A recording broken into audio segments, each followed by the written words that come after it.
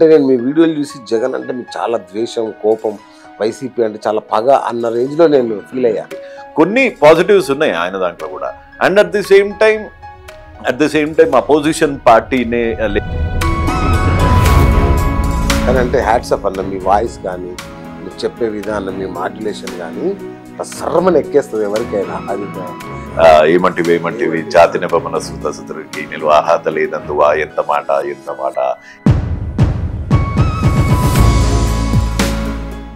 చిరంజీవి చూశాను, బాలకృష్ణకి చూశాను, die-hard fans కానీ అంటే బట్టలు దింపుకుంటాం అన్నమాట.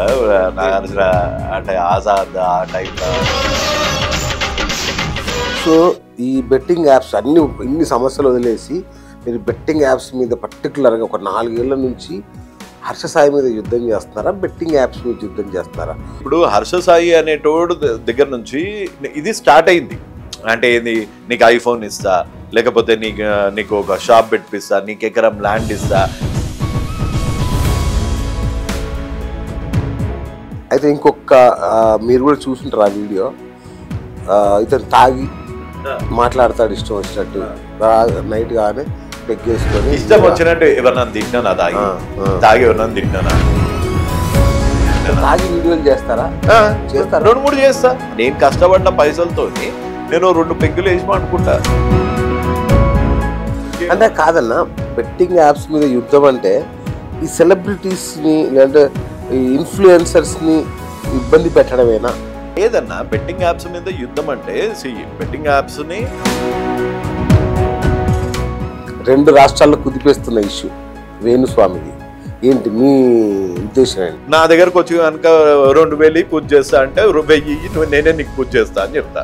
ఇప్పుడు నాకు అర్థమైంది.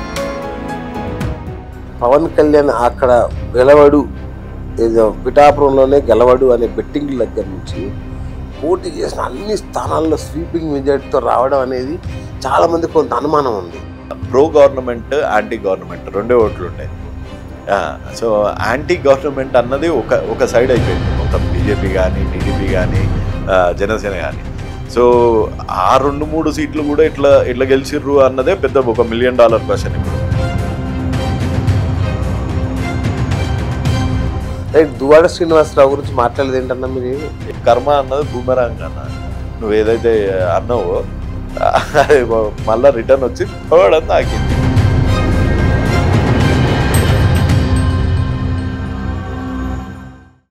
Hi viewers, welcome to BS talk show.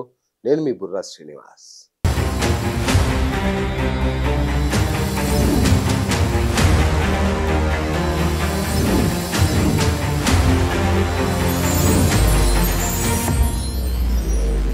ఆయన గొంతు వినిపిస్తే వణుకే. మరి ఆయన జగ్గయ్య గారు లాంటి కంచు కంఠంతో ఒక్కొక్కరిని రఫాడించేస్తాడు. సో ఆయన ఎవరో మీకు ఈపాటికి అర్థమయ్యే ఉంటుంది, మన యువ సామ్రాట్ రవి గారు. సో మరి ఈ మధ్య చాలా జరుగుతున్నాయి. కోల్కతా ఇన్సిడెంట్ కావచ్చు, వేణుస్వామి కావచ్చు, మనకి ఇష్యూస్ తక్కువేం లేదుగా. మరి ఇలాంటి వాటి గురించి ఆయన అభిప్రాయం ఏంటి కనుక్కునే ప్రయత్నం చేద్దాం ఇవాళ. సార్ నమస్తే. Welcome sir, big fan. Thank you sir. So ఏంటి సడన్ గా అమెరికా వదిలేసి హైదరాబాద్ వచ్చారు? చెప్పే కదండి, మా ఫ్యామిలీలో కొన్ని అన్ఫార్చునేట్ సిచ్యువేషన్స్ అయ్యాయి కోవిడ్ టైంలో. అండ్ ఇంకా నా కెరియర్ షిఫ్ట్ కూడా అందుకని ఇండియాలో పెట్టుకున్నాను. మరి మీ ఇండియాకి వస్తే మిమ్మల్ని వేసేస్తాం, పొడి చేస్తాం చాలా మంది బెదిరించారు కదా అప్పట్లో. కనిపించలేదన్న, నేను ఎత్తికినా చాలా మంది. అదే మా ఫ్రెండ్స్ ని చాలా మందిని ఎత్తికినా కానీ ఎవరు దొరకలేదా? కానీ సోషల్ మీడియాలో అట్లాంటి కామెంట్స్ రావడం చాలా నార్మల్. అండ్ డెఫినెట్ గా చెప్పాలి అంటే ఐ వుడ్ అప్రిషియేట్ చాలా మంది వాళ్ళ ఫేవరెట్ హీరోకి అగేన్స్ట్ గా మాట్లాడిన, ఫేవరెట్ పొలిటీషియన్ ఫర్ ఎగ్జాంపుల్ వైఎస్ఆర్సీపీకి అగేన్స్ట్ గా మాట్లాడిన దాన్ని ఆ ఇష్యూ వరకు, ఆ ఎలక్షన్స్ వరకే తీసుకున్నారు. కానీ ఇప్పుడు ఆబ్వియస్ గా నా స్టేచర్ కూడా కాదు ఆ రెవెల్ ఎనిమిటీ పెట్టుకునేది. అండ్ అది నాకు ఆ టైంలో నాకేమనిపించింది అన్న రిఫ్లెక్షనే కానీ, అది కూడా ఇష్యూ మీదనే కానీ, బిలో ద బెల్ట్ వెళ్ళి పర్సనల్ మాట్లాడాల్సిన అవసరం నాకు లేదు. అండ్ అట్లాంటిది అట్లాంటి సీరియస్ గా తీసుకొని ఏదన్నా పెద్ద చేద్దాము అని అనుకునే అవసరం వాళ్ళకు కూడా లేదనుకుంటున్నా. ఒకవేళ వాళ్ళకున్నా నాకు పెద్ద ఫరక్ పడదు. ఓకే. అంటే నేను మీ వీడియోలు చూసి జగన్ అంటే మీకు చాలా ద్వేషం, కోపం, వైసీపీ అంటే చాలా పగ అన్న రేంజ్ లో నేను ఫీల్ అయ్యా. అట్లా లేదన్న. ప్రతి దానికి ఒక పాజిటివిటీ ఉంటది, నెగటివిటీ ఉంటది. ద వే ఆయన వాళ్ళ ఫాదర్ లెగసీ తీసుకొచ్చింది, ప్రతి గ్రామంకి వెళ్ళింది, పేదవాళ్ళ గురించి సంక్షేమం ఆలోచించింది, కొన్ని పాజిటివ్స్ ఉన్నాయి ఆయన దాంట్లో కూడా. And at the same time opposition పార్టీనే లేకుండా చేయాలి, ప్రజాస్వామ్యం అన్నది ఉండకూడదు, నేనే 1 man ఆర్మీ, 3 క్యాపిటల్లు కడతా, 4 క్యాపిటల్లు కడతా, పేదవాడిని ఎక్కడా బతకనియా, అదే పేదవాళ్ళకి ఒక ఇది అభివృద్ధిలో సంక్షేమంలో కొన్ని మార్క్స్ వచ్చిన అభివృద్ధిలో మటుకు చాలా చాలా ఘోరంగా ఫెయిల్ అయ్యారు. And at the same time personal target Pawan Kalyan గారిని వాళ్ళని అట్లాంటి పర్సనల్ టార్గెట్ కొట్టి ప్రతి ఒక్కరిని పవన్ కళ్యాణ్ గారిని తిట్టిన వాళ్ళకి మినిస్ట్రీలు ఇచ్చి పోలవరం గురించి అసలు ఏం మాట్లాడకుండా ప్రతి ఒక్కళ్ళ పిల్లలకి ట్యాబులు పెట్టేశారు, లెక్చరర్లు లేరు, ఇంగ్లీష్ మీడియం పెట్టారు. సో ఇట్లాంటి వాటిని వ్యతిరేకించడం కానీ ఇట్లాంటి వాటిని వ్యతిరేకించడం ఒక డెవలప్మెంట్ లేదు, ఇష్యూ బేస్డ్ అంతే. అంతేగాని పర్టికులర్ గా జగన్ గారి అంటే ద్వేషం ఉండదు, అట్లానే ప్రేమ కూడా ఉండదు. ఓకే. కానీ అంటే హ్యాట్స్ ఆఫ్ అన్న, మీ వాయిస్ కానీ మీరు చెప్పే విధానం, మీ మాడ్యులేషన్ కానీ ఇట్లా సర్రమని ఎక్కేస్తుంది ఎవరికైనా. అది సినిమాలో ట్రై చేశారా వచ్చాక? లేదన్నా, ఇంకా లేదు. అక్కడ ఉన్నప్పుడు ఒక సినిమా చేసిన, అక్కడ ఉన్నప్పుడు అది అమెరికన్ డ్రీమ్ అని ఒక మూవీ చేసిన. ఇప్పుడు ఒకటి 2 దాంట్లో అడిగారు. సో అది బయటకు వచ్చిన తర్వాత వాయిస్ అసలు మామూలు వాయిస్ కాదు. అంటే సాయి కుమార్ ఆ స్థాయిలో ఉంటది మీ వాయిస్. అట్లా నాకు చిన్నప్పటి నుంచి ఈ డైలాగులు ప్రాక్టీస్ చేయడం చాలా ఇష్టం అనమాట. నాగార్జునదే కాదు, అంటే సీనియర్ ఎన్టీఆర్ గారు అనేది కూడా పెద్ద పెద్ద డైలాగ్స్ ఉంటాయి కదా, ఏమంటివి జాతి నిపమనసుతసుతుడికి నిలువ అర్హత లేదందువా, ఎంత మాట ఇట్లాంటి. అదే మన చిరంజీవి గారి స్టైల్ చెప్తుండే, నాగార్జున స్టైల్ చెప్తుండే, లైట్ గా మిమిక్రీ చేస్తుండే, సాయి కుమార్ గారిది కొంచెం మిమిక్రీ చేస్తుండే, అట్లా అలవాటు అయింది. Okay okay. సో యువ సామ్రాట్ ఏంటి మీరు? నేను నాగార్జున డైహార్డ్ ఫ్యాన్. సో అందుకని అంటే ఆయన టైటిల్ అంటే ఇంకా ఇష్టం అనమాట. నాకు చిన్నప్పటి నుంచి చూసిన రక్షణ మూవీలో అనుకుంటా, రక్షణ మూవీలో కాప్, ఇంకా సీరియస్ ఆ హెయిర్ స్టైల్, యువ సామ్రాట్ అక్కినేని నాగార్జున అనగానే అని అట్లా వస్తా ఉంటా. అరే ఏముంది బాయ్ పేరు, నిజంగా యువ సామ్రాట్ లాగానే అనిపిస్తాడు ఇప్పటికీ. ఆ ఏజింగ్ అన్నది లేదు, గ్రేస్ఫుల్. పాలిటిక్స్ లో కూడా చాలా మంది హీరోలు భయపడతారు ఇది పాలిటిక్స్ లో ఒపీనియన్ చెప్పడానికి. ఆయన పాలసీ నాకు పాలిటిక్స్ లో కూడా ఇష్టం అనమాట. అంటే ఎవరికి అధికారం వచ్చినా వాళ్ళకి సపోర్టివ్ గా మాట్లాడతాడు, ఎందుకంటే వాళ్ళే చేయగలుగుతారు ఏది చేయగలిగినా అని సపోర్టివ్ గా. సో ఆయన పొలిటికల్ వ్యూ గానీ, the way he projects himself and neat గా మాట్లాడతాడు, ప్రతిదీ వివాదాలు జోలికి వెళ్ళాడు, కానీ తన పాయింట్ టు ది పాయింట్ చెప్పేస్తాడు. తను ఏమనుకుంటుండో అది మటుకు టు ది పాయింట్ చెప్తాడు. అంటే అంత పెద్ద హీరో టెలివిజన్ దగ్గరకు వచ్చేసి ఈ రేంజ్ లో మీలో ఎవరు కోటీశ్వరుడు తీసుకోండి, లేకపోతే బిగ్ బాస్ తీసుకోండి, ఎంత ఈజీ ఉంటది అంటే అసలు యాక్టింగ్ అన్నది కనిపించదు అనమాట. ఏదో అంటే ఒకలాంటి రిఫ్రెష్మెంట్ అనిపిస్తుంది నాగార్జున చూస్తే. అమ్మ చాలా వై. కానీ చిరంజీవికి చూశాను, బాలకృష్ణకి చూశాను, డైహార్డ్ ఫ్యాన్స్ కానీ ఈ స్థాయిలో నాగార్జునకి అయితే ఎప్పుడు చూడలే ఫ్యాన్. యాక్చువల్ గా అంటే బట్టలు దింపుకుంటాం అనమాట నాగార్జున. అంటే ఆజాద్ ఆ టైంలో కొన్ని మూవీస్, శివమని, అవి శివ, ఇట్లాంటివి అన్ని ఇట్లా మైండ్ లో పడిపోతాయి అనమాట. సో ఎక్కడ సార్ మీది? మాది రామ్నగర్ అన్న, ఇక్కడ హైదరాబాద్ లోకల్, పక్కా హైదరాబాద్. పుట్టింది వరంగల్. సూపర్. అవునా? Okay okay, very good. So అట్లాగే టిఆర్ఎస్ కూడా మీరు వ్యతిరేకించారు కదా బాగా. అంటే ఇప్పుడు నిన్న వర్షం పడ్డదన్న, నాకు వ్యతిరేకించడము అంటే అగైన్ ఈ ఫ్యామిలీ పాలిటిక్స్ ఎట్లుంటాయంటే పెద్ద పెద్ద మాటలు మాట్లాడతారు. హైదరాబాద్ ని డాలస్ చేస్తా, లేకపోతే హైదరాబాద్ సింగపూర్. మొన్న ఎవరో శ్రీలంకన్ మంత్రి వచ్చిండు, కరెక్ట్ మంత్రి వచ్చిండు. ఆ శ్రీలంకన్ మంత్రి వచ్చి అంటాడు ఇది సింగపూర్ కన్నా బాగుంది, ఇది చాలా బాగా డెవలప్ చేసిర్రు అంటాడు. సో హైదరాబాద్ ని చూడాలి అంటే ఈ 2-3 గల్లీలు ఏది గచ్చిబౌలి, ఆ గచ్చిబౌలి ఫ్లైఓవర్ మీదకి వెళ్ళి చూస్తే అది న్యూయార్క్, దాంతో ఎయిర్పోర్ట్ నుంచి మనం గచ్చిబౌలికి వచ్చేటప్పుడు కనబడేది.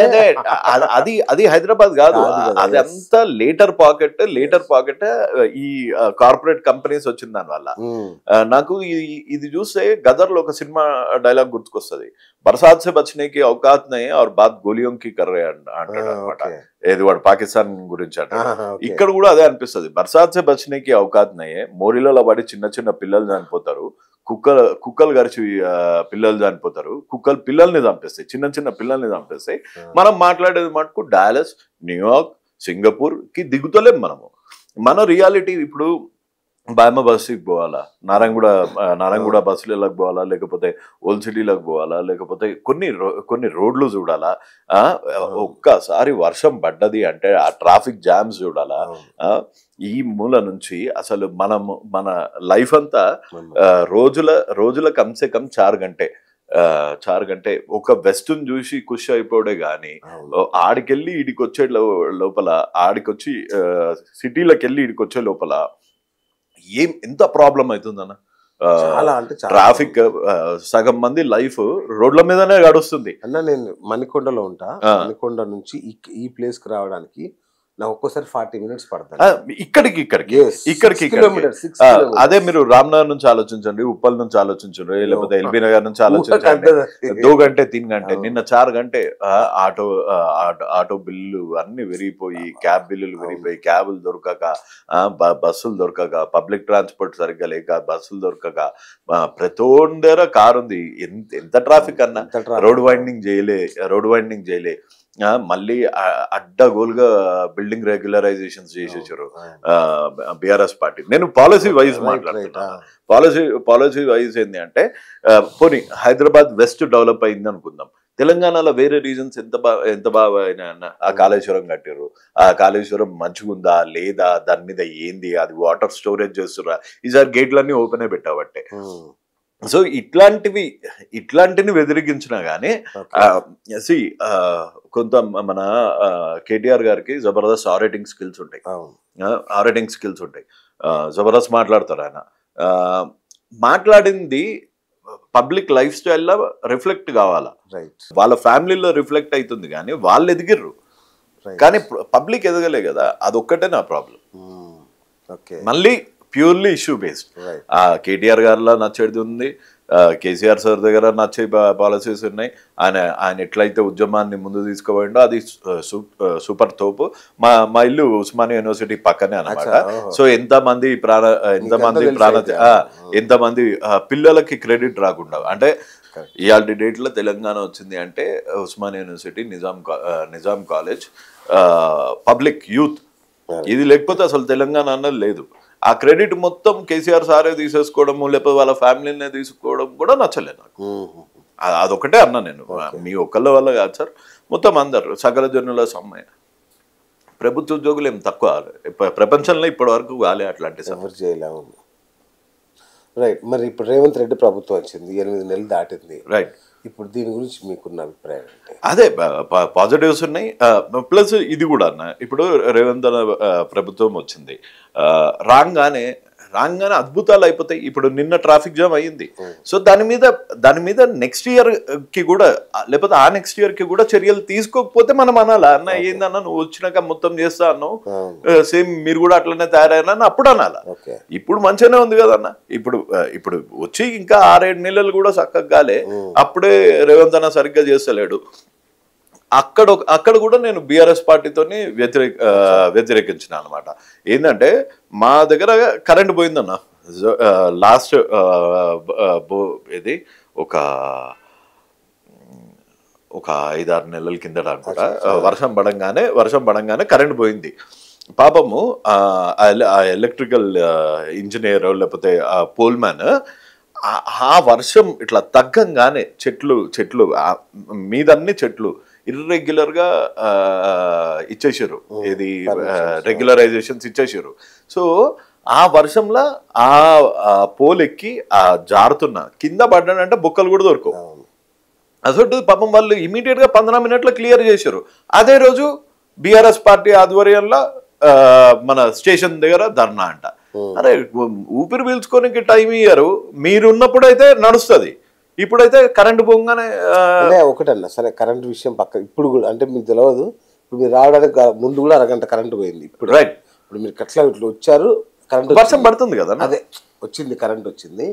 సరే వాట్ ఎవర్ ద రీజన్స్ 100 రోజుల్లో అమలు చేస్తా అని చెప్పి ఇట్లా రాగానే నెక్స్ట్ డేనే రైతు భరోసా వేస్తారు, ఇట్లాంటి కొన్ని ఉన్నాయి కదా. అవును, ఇవేమీ అమలు కాలేదు కదా. ఇప్పుడు ఆగస్ట్ 15 వరకు చేయడం కాదు కదా, 100 రోజుల్లో చేస్తా అన్న మాట ఏమైంది అనేది. ఇప్పుడు మనం కూడా ఆలోచించాలన్న, ఖజానా దగ్గర పైసలు ఉండాలా. మన ప్రామిసెస్ 6 గ్యారంటీలు ఇచ్చారు, 6 గ్యారంటీలు ఇచ్చారు, మన ఖజానా దగ్గర కూడా పైసలు ఉండాలా. అందులో మనం కాళేశ్వరమే 1,00,000 కోట్లు పెట్టి కట్టినాం అన్నాం. మనకు పర్ క్యాపిటల్ ఇన్కమ్ ఎంత, మనకు వచ్చే నిధులు ఎంత, మనకున్న అప్పులు ఎంత, అసలు ట్రెజరీలో ఎంత ఉంది, దాని మీదే మన రెస్పాండ్ అవుతుర్రా అయితలేదా. అసలు ముందోళ్ళు చేసిన డ్యామేజ్ ని కరెక్ట్ చేసుకోనికే వాళ్ళకి ఇంకా టైం పడుతుంది. ముందు ఉన్న ఇప్పుడు నేను ఈడ మంచి సోఫా సెట్లు కడతా అన్నాను అనుకున్నా, ఈడ అన్ని గందరగోళం ఉందనుకోండి సిచ్యువేషన్, ముందు దాన్ని క్లీనప్ చేయడానికి టైం పడుతుంది కదా. సో నేను ఆ టైం ఇద్దామన్నా అంతే. నేను అట్లానే ఏమి నేను Congress diehard fan of Revanth అన్న కాదు, లేకపోతే డైహార్డ్ అగైన్స్ట్ ఆఫ్ కేసీఆర్ సాబ్ కూడా కాదు. నేనేంటంటే అరే లాజికల్ గా నాకు అనిపించింది, అది లాజిక్ ఉందో అందులో లాజిక్ లేదో కూడా తెలియదు నాకు.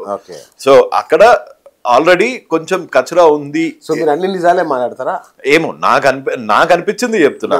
లోపల ఏమన్నా ఒక వ్యూహం పెట్టుకొని మాట్లాడతారా, లేదంటే అనుకున్నట్టు మాట్లాడారు? దేని గురించి వ్యూహం? ఏదైనా ఒక టాపిక్, ఏదైనా సబ్జెక్ట్. ఇప్పుడు ఉదాహరణకి కాంగ్రెస్ పాలన గురించి అనుకుందాం, లేదు మనం రేవంత్ ని కాపాడుకోవాలి ఇట్లా అనుకొని ఇష్యూ బేస్డ్. ఇప్పుడు రేవంత్ అన్న మా సొంత అన్న ఏం కాదు, లేకపోతే నేనేమి కాంగ్రెస్ పార్టీలో వార్డు మెంబర్ కాదు, నాకు ప్రాథమిక సభ్యత్వం లేదు, ఏం లేదు.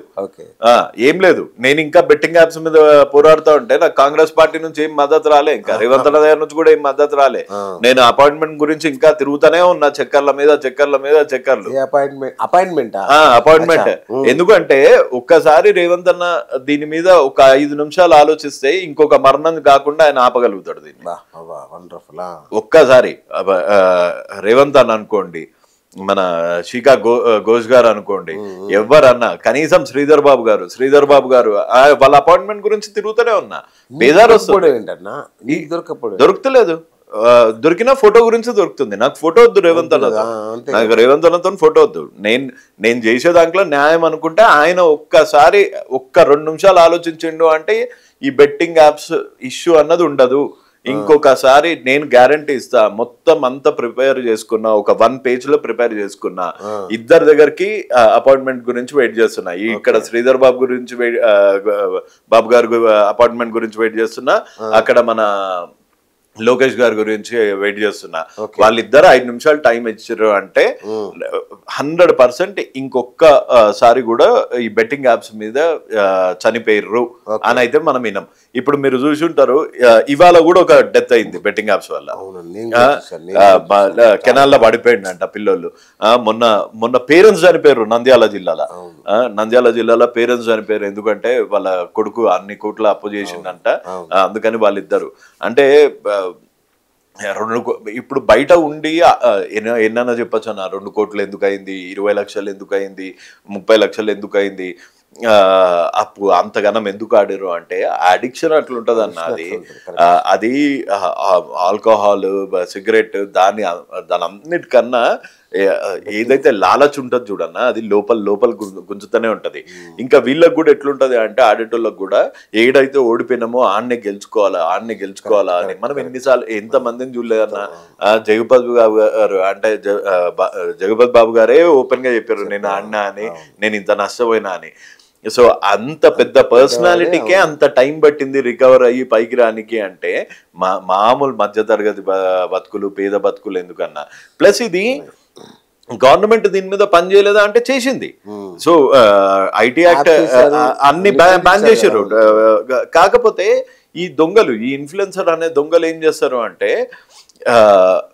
వాళ్ళు ప్రమోట్ చేసే యాప్స్ ఇక్కడ ఓపెన్ అవుతాయి. ఎందుకంటే అవన్నీ కురాసవు, కురసావో అని కెరేబియన్ లో రిజిస్టర్ అయిన కంపెనీలు, యూకేలో రిజిస్టర్ అయిన కంపెనీలు.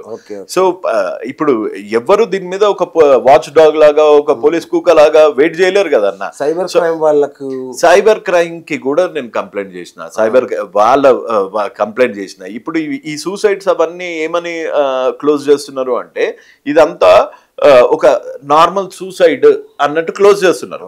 సో ఒక సూసైడ్ మీద కూడా ఇన్వెస్టిగేషన్ ఎప్పుడైతే అయ్యిందో అప్పుడు కదన్నా మనకు తెలిసేది అసలు ఎందుకు అయింది, బెట్టింగ్ యాప్స్ అంటే ఎందుకు అయింది, అసలు ఏ యాప్ గవర్నమెంట్ బ్యాన్ చేసింది కదా, ఆయన ఈ మనిషి ఎట్లా చనిపోయిండు అని ఒక్కసారి ఒక్క ఆఫీసర్ ఎవరన్నా గనక దీని మీద కంప్లీట్ గా రీసెర్చ్ చేస్తే ఇట్లాంటి దొంగ యాప్లు ఇంకా కనిపించవన్నా. ఒక్క ఈమెయిల్ రాస్తే ఒక చీఫ్ సెక్రటరీ గారు కానీ లేకపోతే ఒక సైబర్ క్రైమ్ వాళ్ళు కానీ ఒక్క ఈమెయిల్ రాస్తే కొన్ని వందల ప్రాణాలు కాపాడిన వాళ్ళు అవుతారు. కొన్ని వందల అప్లికేషన్లు ఒక్క రోజులో ఎగిరిపోతాయి మన ఆంధ్రప్రదేశ్ తెలంగాణ నుంచి. ఎందుకంటే మన నెట్వర్క్ లకు అలౌ చేయకపోతే అయిపోయి. రైట్ అన్న, నాకు ఒక డౌట్. అంటే పెద్దానికి ఒక మోటివ్ ఉంటుంది ఎవరికైనా, రైట్, పని చేయాలంటే ఒక మోటివ్ ఉంటుంది, రైట్. సో ఈ బెట్టింగ్ యాప్స్ ఇన్ని సమస్యలు వదిలేసి మీరు బెట్టింగ్ యాప్స్ మీద పర్టికులర్గా ఒక 4 ఏళ్ల నుంచి హర్ష సాయి మీద యుద్ధం చేస్తున్నారా, బెట్టింగ్ యాప్స్ మీద యుద్ధం చేస్తున్నారా? ఒకవేళ బెట్టింగ్ యాప్స్ అయితే మీకు మోటివేషన్ ఏంటి, అసలు ఏంటి మోటివ్? బెట్టింగ్ యాప్స్ అన్న ఇప్పుడు హర్ష సాయి అనేటోడు దగ్గర నుంచి ఇది స్టార్ట్ అయింది.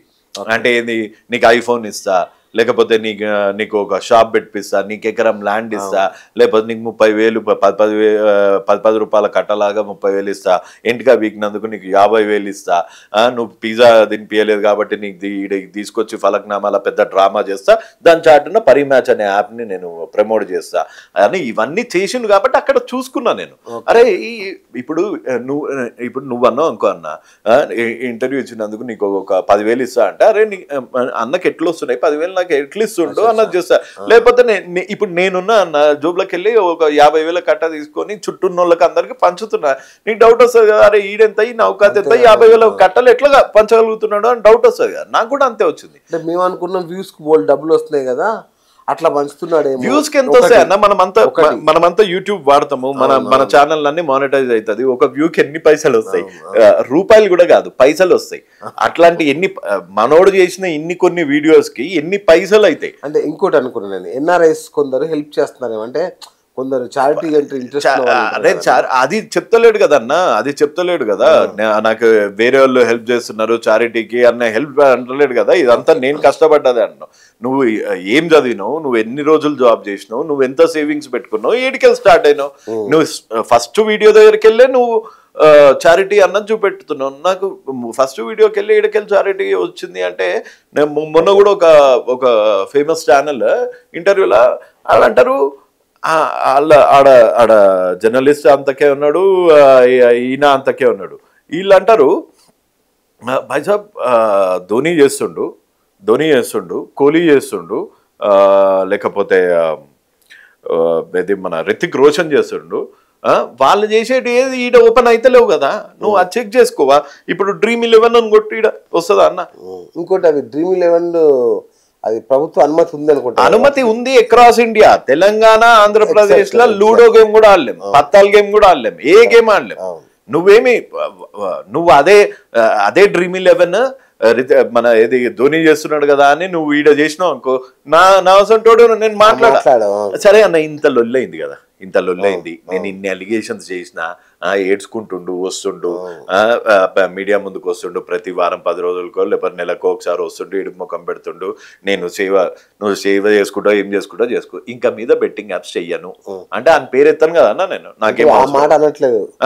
నేను ఇప్పుడు ఏ దొంగను పట్టుకున్నా ఏమవుతుంది అంటే అన్న, మన దగ్గర అన్ఫార్చునేట్లీ ఒక దొంగను పట్టుకున్నాం అనుకో, నన్ను ఎందుకు పట్టుకుంటున్నావు, వాడిని కూడా పట్టుకో. ఇప్పుడు సావిత్రక్కని పట్టుకున్నా, సావిత్రక్క అంటే ఎవ్రీబడి ఆర్ డూయింగ్.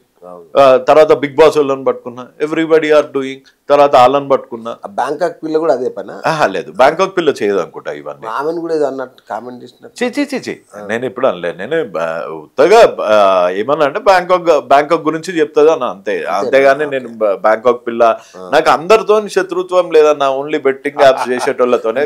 నేను చూస్తే ఎట్లుంటది అంటే అన్న, మొత్తం సోషల్ మీడియా స్టార్స్ అందరికి మీకు శత్రుత్వం ఉన్నట్టు నా బద్నసీబి అన్న. అంటే ఎవరెవడ చాలా వందల మంది చేసిరు కాబట్టి ఈ బెట్టింగ్ యాప్స్ ప్రమోషన్ వాళ్ళందరికీ అది కూడా పర్సనల్ గా కాదు.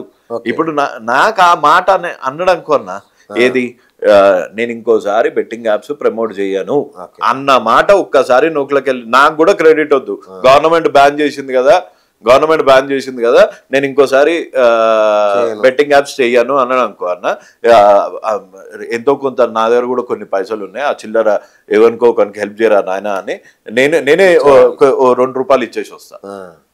మరి అనలేదు యాక్చువల్ గా కదా, అనలేదు. ఎందుకంటే లేడు అనలేదు.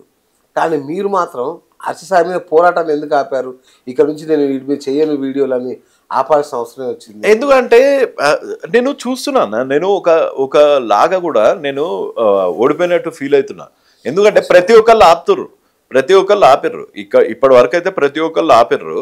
కానీ చూస్తున్న కొద్దీ ఏమనిపిస్తుంది, ఒక గవర్నమెంట్ ఆఫీసర్, ఒక బ్యూరోక్రాట్, ఒక పొలిటీషియన్, ఒక జుడిషియరీ నేను పిలిచేసుకుంటున్నా హైకోర్టులో, నా పైసలు ఖర్చు పెట్టి నా ఓపిక ఖర్చు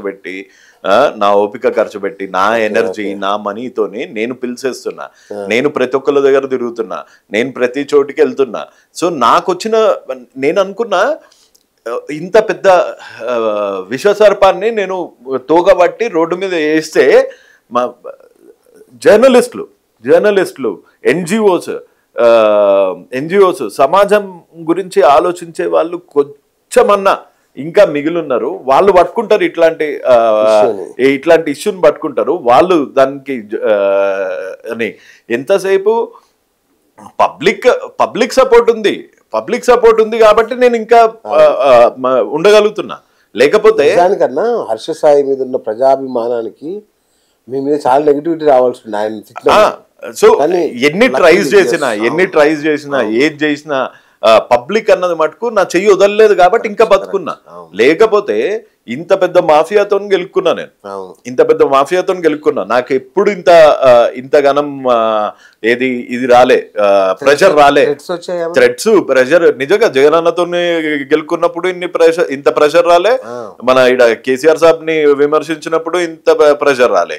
కానీ ఎప్పుడైతే ఈ బెట్టింగ్ వాళ్ళని గెలికినానో, ఈ ఇన్ఫ్లుయెన్సర్స్ బెట్టింగ్ ని ప్రమోట్ చేసేటోళ్ళని గెలికినానో, మీద పడిపోయారు కామెంట్ల రూపంలో, వీడియోల రూపంలో, అది రూపంలో గలీజ్ తిట్లు తిట్టుకుంటా అది కూడా. ఒకటేంటంటే నాకు భయం అనిపించలే. సో అందుకని చూద్దాం ఏడికెళ్తుందో అన్నట్టు వెయిట్ చేస్తున్నా. అసలు రామ్నగర్ బిడ్డ అరే అట్లేం లేదన్న, చూద్దాం. ఇక ఇప్పుడు ఒక్క పని కూడా నిజాయితీగా చేయకపోతే ఇక వేస్ట్. అరే ఎంతో కొంత ఐడియా ఉన్నోని నన్నే ఇట్లా అంటే ఇక వేరేవాడిని ఇంకా పక్క అంటే వన్ అయితే నలిపి పడేస్తారు.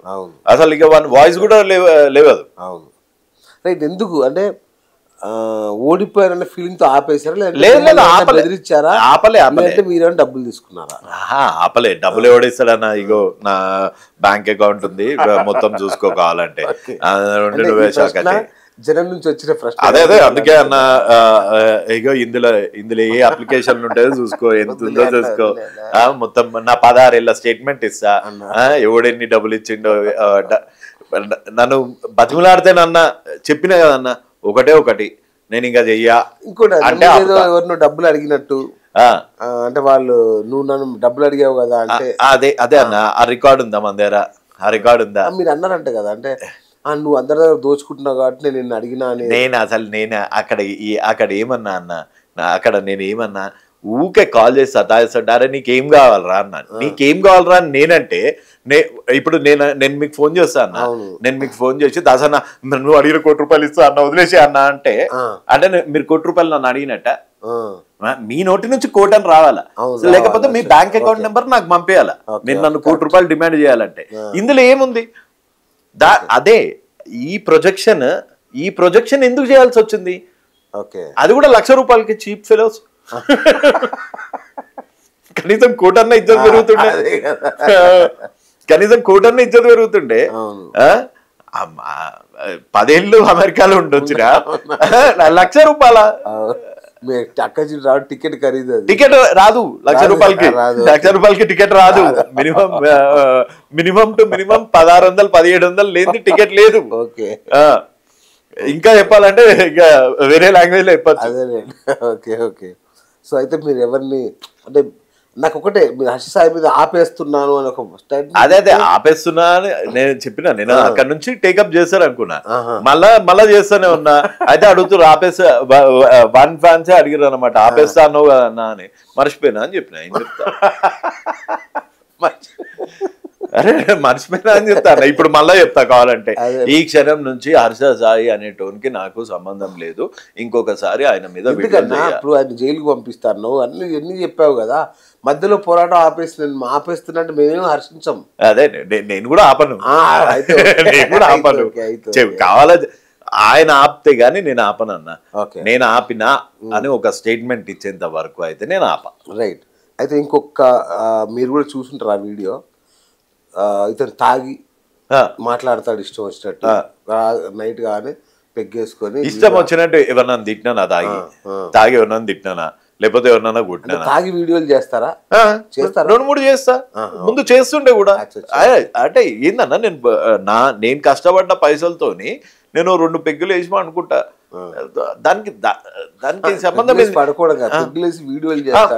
నేను చేసేది ఏమన్నా ఒక తాగి నేను ఒక పెద్ద సైంటిస్ట్ లాగా ఏమన్నా పెద్ద ఇది దేశానికి కావాల్సిన మిజైల్ గా తాగి కనిపెడుతున్నానా, లేకపోతే నేను ఏమన్నా డాక్టర్ నా తాగి ఆపరేషన్ చేస్తున్నానా, లేకపోతే నేను ఏమన్నా పోలీస్ అయినా తాగి దొంగల్ని పట్టుకొని వెళ్తున్నానా, లేకపోతే నేను ఏమన్నా లాయర్ నా తాగి కోర్టుకి వెళ్తున్నానా?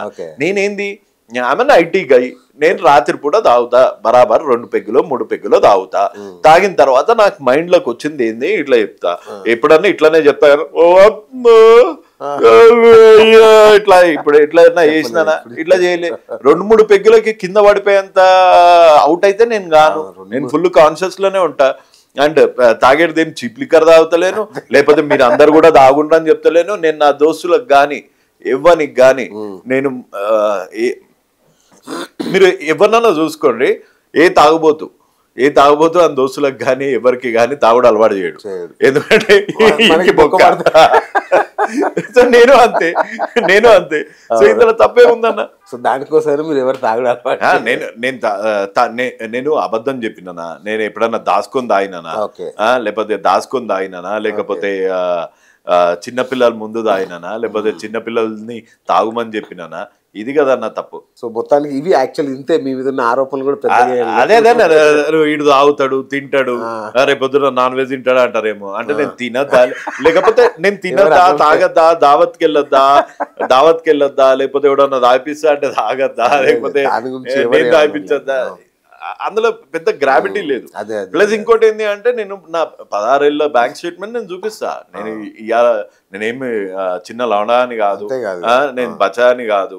సో నేను మీకు 1 year 2 years కూడా కాదు, 2004 నుంచి నా స్టేట్మెంట్ చూపెడతా అంటున్నా. ఆల్మోస్ట్ 20 years స్టేట్మెంట్ చూపెడతా అన్న. ఇంకేమన్నా కాదన్నా, బెట్టింగ్ యాప్స్ మీద యుద్ధం అంటే ఈ సెలబ్రిటీస్ ని లేదంటే ఈ ఇన్ఫ్లుయెన్సర్స్ ని ఇబ్బంది పెట్టడమేనా?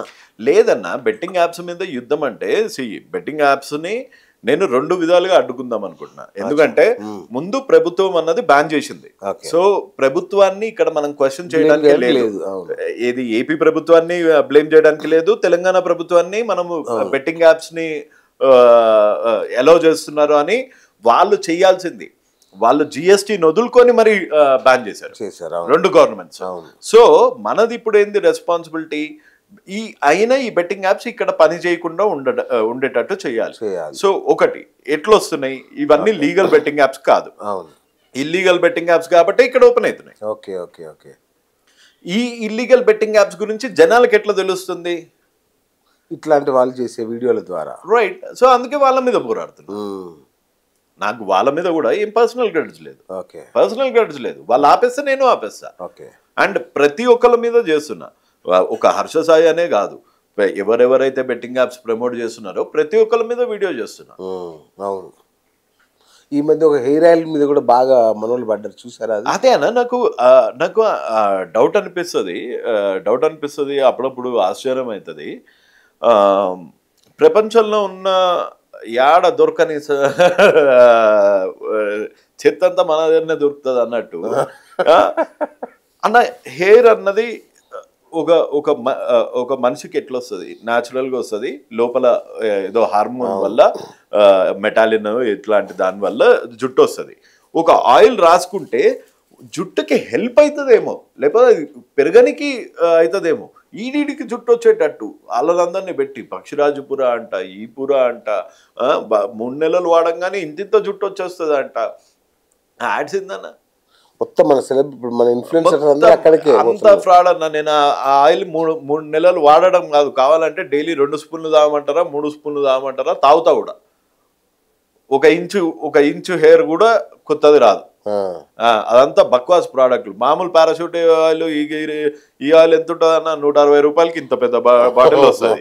ఇది ఎంత 1000 రూపాయలు అట్ట ఇంత బాటిల్. మళ్ళా ఇది అంతా ఏంటంటే పబ్లిక్ కి చూనా ఒక్కొక్కడు ఒక్కొక్క స్టైల్ వేస్తారన్న. ఈ సెలబ్రిటీస్ అందరు చూనా వేసే బిజినెస్ లా ఇది ఒకటి ఉంటది, డైట్ ప్రోగ్రామ్ అని ఉంటది, జ్యోతిష్యం అని ఒకటి ఉంటది. ఇక ఏడలేని చెత్త అంతా మందనే ఉంది. మన తెలుగు సోషల్ మీడియాలో ఉన్నంత చెత్త అయితే ఇంకా వేరేది లేదన్న, వేరేది లేదు. మొత్తం బెట్టింగ్ యాప్స్, ఇట్లాంటి పనికిరాని ప్రోడక్ట్లు. చారన్న ప్రోడక్ట్ ని 2 రూపాయలకి అమ్ముడే మనోళ్ళు చేసే ప్రమోషన్స్. నువ్వు బతకనికి ఏదన్నా చేసుకో భయ్, ఇది టైం పాస్ లాగా చేసుకో. 2-3 ప్రమోషన్లు చేసుకో. ఈడ ఇడ్లీ బాగుంటుంది అని చెప్పు, ఈడ సాంబార్ బాగుంటుంది అని చెప్పు, ఈడ బిర్యానీ బాగుంటుంది అని చెప్పు. ఈ ఆయిల్ వాడితే జుట్టు వస్తుంది, ఇది వేస్తే షుగర్ పోతుంది, పిల్లలు పుట్టకపోతే ఆడ సరోగసి చేయించుకో. ఏందన్నా ఇదంతా. వేణుస్వామి ఇష్యూ ఇప్పుడు 2 రాష్ట్రాలని కుదిపేస్తుంది. 2 రాష్ట్రాల్లో కుదిపేస్తున్న ఇష్యూ వేణుస్వామిది. ఏంటి మీ ఉద్దేశం ఏంటి? నాకు తెలిసి వాళ్ళు మన ఆత్మహత్య చేసుకుంటామని కూడా అంటున్నారు వాళ్ళు. అదే నాకు తెలిసి మనం చెప్పినాదన్న, మన దగ్గర కొంచెం మీడియా కూడా ఒసామా బిన్ లాడెన్ ఐడియా ఉన్నాడు అన్న. ఒసామా బిన్ లాడెన్ గురించి, సద్దాం హుసేన్ గురించి కూడా ఇన్ని డిబేట్లు ఎవరు పెట్టలే. ఇది అరే ఏమైంది, లాడెన్ దొరకడా, లేకపోతే లాడెన్ ని అలా లైవ్ గా పట్టుకుర్రా, లేకపోతే కాల్చేసిర్రా, సముద్రం లేచిర్రా, అసలు లాడెన్ ఎందుకు టెర్రరిజం స్టార్ట్ చేసిండు, లేకపోతే సద్దాం హుసేన్, వీరప్పన్, దావుద్ ఇబ్రాహిం గురించి కూడా వీళ్ళందరికన్నా డేంజరస్ అయిపోయింది all of a sudden Venu Swamy. అరే ఇప్పుడు నేను వేణుస్వామి ఫ్యాన్ కాదు, నేను వేణుస్వామి మంచోడు, పురుషోత్తముడు అని కూడా అంటలేను. ఇప్పుడు కమెడియన్ అన్న, కమెడియన్. ఇప్పుడు నేనైతే జాతకాలని నమ్మ, నాకు నీ గురించి తెలియదు అన్న. నమ్మినోడు నమ్ముతాడు, నమ్మలోడు లేడు. నా దగ్గరకు వచ్చి కనుక 2000 పూజ చేస్తా అంటే 1000 నేనే నీకు పూజ చేస్తా అని చెప్తా. అంతే కదా. ఇప్పుడు వేణుస్వామి వల్ల బాధపడ్డోళ్ళు ఎవరెవరు ఉంటారు? మాక్సిమం నాకు తెలిసి నాగ చైతన్య, సమాంత, శోభిత యాలాడ అలా అయితే చూసుకుంటుంటారు. అరే ఇటు వాళ్ళు మంచిగా పెళ్లిలో జోక్స్ చేస్తారు, మనం 27 విడిపోతామా అని ఇట్లా మంచిగా వాళ్ళు కిండల్ చేస్తుంటారు.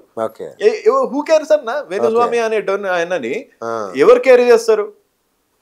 అట్లాంటిది ఇప్పుడు నేషనల్ ఇష్యూ అయిపోయింది. నిన్న ట్రాఫిక్ జామ్ గురించి ఎవరు మాట్లాడతలేరు, రోడ్ల పరిస్థితి గురించి మాట్లాడతలేరు, కొత్త ఎడ్యుకేషన్ సిస్టమ్ గురించి ఎవరు మాట్లాడతలేరు, పవర్ సెక్టర్ లో ఎట్లాంటి రిఫార్మ్స్ రావాలని మాట్లాడతలేరు, బెట్టింగ్ యాప్స్ గురించి మాట్లాడతలేరు, ట్రేడింగ్ యాప్స్ గురించి మాట్లాడతలేరు, బిట్ కాయిన్ స్కామ్స్ గురించి మాట్లాడతలేరు. మాట్లాడేదంతా రియల్ ఎస్టేట్ స్కామ్స్, దాని గురించి కూడా ఎవరు మాట్లాడతలేడు. ఈడ మొత్తం నేషనల్ ఇష్యూ అయిపోయింది. ఈ వేణుస్వామి అనేటోడు ఎవరితోని శోభిత యార్లగడ్డ, ఇంకా నాగ చైతన్య. నాకు తెలిసి ఇందాకనే కూడా ఎవరో అంటున్నారు ఈడ ఇది ప్రెస్ క్లబ్ లో మీటింగ్ ఉంది అని. అంత పెద్ద ఇష్యూ ఏమైంది అన్న? ఎప్పుడన్నా మాట్లాడినా అన్న, వర్షం పడితే ఇంత ట్రాఫిక్ జామ్ అవుతుంది. నేను రిక్వెస్ట్ చేస్తున్నా జర్నలిస్టులతో, నేనేమి డిమాండ్ చేస్తలేను, లేకపోతే క్రిటిసైజ్ చేస్తలేను. అంతకన్నా పెద్ద ఇష్యూస్ ఉన్నాయి బాయ్. అంటే ఇప్పుడు ఆ ఇష్యూ మీద వేస్తే మాకు 500 వ్యూస్ కూడా రావన్నా. ఎందుకు రావన్నా? వేణుస్వామి ఇష్యూ వేస్తే 5 లక్షల వ్యూస్ వస్తాయి. అంటే అది అన్న టీఆర్పీ జనాలకు అంత ఇంట్రెస్ట్ ఉంది. టీఆర్పీ గానీ వ్యూస్ గానీ జనాలకు లేదన్న, అది బలవంతంగా రుద్దుతున్నారు. అంతే అన్న. జనాలకు నిజంగా ఒక ఒక స్కూల్ దాని గురించి మాట్లాడి, లేకపోతే గవర్నమెంట్ స్కూల్స్ ఉన్న దుస్థితిలో మాట్లాడి, లేకపోతే మన సిలబస్లు ఉన్నది. ఇప్పుడు మీకు రేప్ అయిందన్న, మన కోల్కతాలో రేప్ అయిందన్న, మన దగ్గర మొన్న మొన్న మన చిన్న చిన్న పిల్లలు వేసారు అన్న. ఏ రోజన్నా ఒక జర్నలిస్ట్ రేప్ అవుతుంది కాబట్టి రేప్ అవుతుంది, సో ఈ రేప్ ఎందుకు అవుతుంది, మేల్ టెస్టోస్టెరాన్ లెవెల్స్ చెక్ చేయాలి కనీసం పిల్లలకి, కార్పొరేట్ స్కూల్లో ఉన్న పిల్లలకి. మొన్న ఉప్పల్ లిటిల్ ఫ్లవర్ లో ఒక ఇన్సిడెంట్ అయింది. అట్లా దునియా అయితేనే ఉన్నాయి, ఎవ్రీ రోజు అవుతున్నాయి, ఎవ్రీ డే అవుతున్నాయి. ఎంతసేపు మనం డిజీజ్ గురించి మాట్లాడుతున్నాం, రేపులు అవుతున్నాయి అని, కానీ సొల్యూషన్ ఏంది? అసలు టెస్టోస్టెరాన్ లెవెల్స్ చెక్ చేసి, మేల్ టెస్టోస్టెరాన్ లెవెల్స్ చెక్ చేసి, ఉన్న వాళ్ళకి స్పెషల్ కౌన్సిలింగ్, ప్యూబర్టీ కౌన్సిలింగ్. ఇప్పుడు ఫారిన్ కంట్రీస్ లా 6th క్లాస్ 7th క్లాస్ యుక్త వయసు రాగానే వాళ్ళకి ప్యూబర్టీ క్లాసెస్ ఇస్తారు. అంటే ఇప్పుడు మీరు చూడండి అన్న, నేను పచ్చిగా చెప్తా, ఇది ఒక ఏజ్ వచ్చిన తర్వాత ఆ జోష్ తగ్గిపోతుంది, కానీ చిన్న పిల్లలకి బ్రా చూడంగానే వాళ్ళు టర్న్ ఆన్ అయిపోతారు. సో అది ఏదైతే ఉందో దాన్ని ఎడ్యుకేట్ చేసి, ఒక సైకాలజీ, ప్రతి స్కూల్లో ఒక డాక్టర్ ఉండి, ఇన్ని కోట్లు ఫీజులు దొబ్బుతున్నారు ఈ ప్రైవేట్ స్కూల్స్. ఒక బ్లడ్ టెస్ట్ చేసి ఆ టెస్టోస్టెరాన్ లెవెల్స్ హై ఉన్న వాళ్ళకి ఒక చిన్న కౌన్సిలింగ్ ఇవ్వలేరా? సరే పేరెంట్స్ అని ఇవ్వలేరా? ఇది అంతా సహజం, నీకు ఈ ఏజ్లో ఇట్లా వస్తుంది అట్లా చూడాలి. కానీ ఆ ఇష్యూని పట్టుకొని, ఆ డిజీజ్ని పట్టుకొని, ఈ డిజీజ్ అవుతుంది మనం ఎన్ని రోజులు చేసినా ఈ కోవిడ్ ని తిట్టడము. ఇప్పుడు అందులో కూడా పేదోనికి ఒక న్యాయం, జూబ్లీహిల్స్ రేప్ కేసులకు ఏమైంది, ఏం శిక్ష పడ్డది ఇప్పటి వరకు? పబ్లిక్ వాళ్ళు మర్చిపోయారు, జూబ్లీహిల్స్ అన్నది మర్చిపోయారు రేప్ది. అదే ఆ లారీ పిల్లలు చేసారు చూడు, వాళ్ళని మనకు కాల్చి పడేసారు. ఇది న్యాయమా అన్న? ఒక్కొక్కరికి ఒక్కొక్క న్యాయమా? ప్లస్ మనదేం దుబాయ్ కాదు, అరబ్ కంట్రీ కాదు, ఒక్కొక్కడు వచ్చి వాళ్ళని గీమా కొట్టాల. మన ప్రభుత్వంలో ఎడ్యుకేషన్ అన్నది కరెక్ట్గా ఉందా లేదా, కరికులం కరెక్ట్గా ఉందా లేదా, ఇట్లాంటి ప్యూబర్టీ క్లాసెస్ ఇస్తున్నారా లేదా, పేరెంట్స్ కి ప్రతి ఒక్కరికి కన్సెంట్ బేస్డ్ ప్యూబర్టీ చేయనియండి, ఒక కౌన్సిలింగ్ చేయనియండి. ఎందుకంటే అంత టెస్టోస్టెరాన్, ఇప్పుడు వాళ్ళు కూడా చూస్తుంటారు కదన్న మీడియా, వాళ్ళకు కూడా తెలుసు, వాళ్ళ టెస్టోస్టెరాన్ లెవెల్స్ ఆ లెవెల్ హై వెళ్ళిపోతున్నప్పుడు ఇట్లాంటి మృగాల్లాగా ప్రవర్తిస్తున్నారు. అట్లా వెళ్ళకుండా దొరికే మెడిసిన్స్ ఏదన్నా ఇవ్వచ్చు, లేకపోతే అట్లా వెళ్ళకుండా చేసే ఆ ప్రాసెస్ ని కనుక్కొని, పోనీ నేను ఎంత పెద్ద సైంటిస్ట్ కాదు, నన్ను సీరియస్ తీసుకోకూడదు, కానీ దాని గురించి ఇంకొంచెం ఫర్దర్ గా డ్రిల్ చేసి ఒక టీమ్ ఆఫ్ ఎక్స్పర్ట్స్ ని పెట్టి ఏం చేస్తే ఇది ఆగుతుంది అన్నదన్నా చేయాలి కదా. అది చేయకుండా ఎంతసేపు మనం బాధితుల గురించి మాట్లాడి మళ్ళీ 2-3 రోజులు అయినాక మర్చిపోయి వాళ్ళకి శిక్షలు ఖచ్చితంగా గట్టిగా పడాలా, పీనల్ కోడ్ మారాలా. కానీ శిక్ష మారే లోపల రూట్ కాజ్ ని పట్టుకొని ఎంతో కొంత చేస్తే క్రైమ్ అన్నది ఆటోమేటిక్ కాదు. ఎట్లా దిశ చట్టాలు చేశారు, నిర్భయ చట్టాలు చేశారు, ఏం మారింది? మళ్ళీ ఇది బెట్టింగ్ యాప్స్ లానే బ్యాన్ చేసిర్రు, రెగ్యులరైజ్ చేయాలా. ఇది మార్పు అన్నది ఒక యుగంలో, ఒక దశాబ్దంలో రాదన్న. ఇప్పుడు ఎవరన్నా ఎడ్యుకేషన్ మినిస్టర్ దాని మీద కరెక్ట్ యాక్షన్ తీసుకొని ఆయన గనక ఈ puberty classes schools colleges levels ప్రతి ఇంటికి ఒక ప్యూబర్టీ క్లాస్, చాలా మంచి ఐడియా, ప్యూబర్టీ క్లాసెస్, హార్మోన్ అంత వెళ్ళిపోయినప్పుడు ఏం చేయాలి, మృగాల్లాగా ప్రవర్తించకుండా ఉండడానికి. ఇప్పుడు డ్రంక్ అండ్ డ్రైవ్ చేసిన వాళ్ళకి మూడు క్లాసులు ఇస్తున్నారు కదా, అట్లాంటి కౌన్సిలింగ్ అన్న. అంతకన్నా తక్కువ కౌన్సిలింగ్ ఏడాదికి ఒకసారో 6 నెలలకు ఒకసారో స్కూళ్ళల్లో ఇస్తే చాలన్న. స్కూళ్ళు ఇవాళ స్కూళ్ళల్లో ఇస్తే అది బై మౌత్ పబ్లిసిటీ అయ్యి వ్యవస్థలో మొత్తం చేంజ్ అయిపోతుంది అన్నట్లే. ఇంకో 2 ఏళ్లకు 3 ఏళ్లకు కొంచెం తగ్గుముఖం పడుతుంది అన్న. కరెక్ట్ మంచి ఐడియా అన్న, ఇది సూపర్. ఇక ఒక్కసారి ఏపీ గవర్నమెంట్ దగ్గరికి వెళ్దాం. మీరు కోరుకున్నట్టుగా మీకు కావాల్సిన ప్రభుత్వం వచ్చింది, అంతేనా? సూపర్. ఎలా ఉంది? బాగుందన్న. కానీ మళ్ళీ again it comes back to the same answer అన్న. ఇప్పుడు ఒక రోడ్ వేయాలంటే ముందు గవర్నమెంట్ ఆడ ఎన్ని గుంతలు ఉంచిందో చూసుకోవాలా.